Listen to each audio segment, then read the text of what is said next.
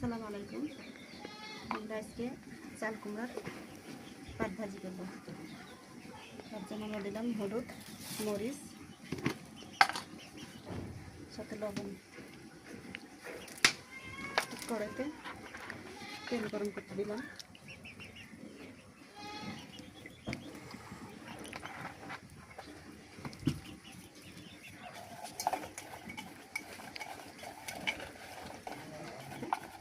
আমরা চাল কুমড়ার পিসগুলো ছেড়ে দেবো।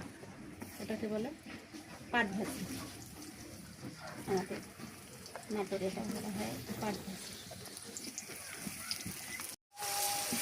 বলে। এরকম সফট করে ভেজে নিতে হবে গরম ভাতের সাথে। Heavy tasty. মুরগির মাংস রান্না করবো, আলুটা ভেজে নেব।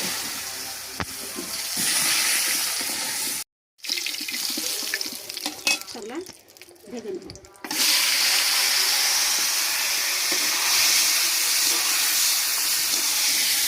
হালকা ভেজে মাংসটা উঠিয়ে নিলাম।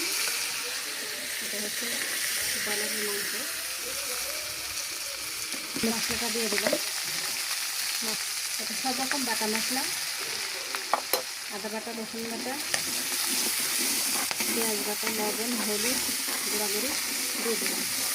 একটু কষিয়ে নিলাম।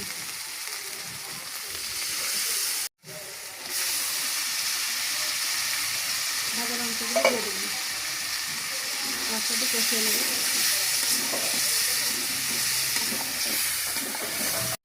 মাংস কষানো করে ধরে পেঁয়াজ দিলে মাংসের টেস্টটা আলাদা হয়।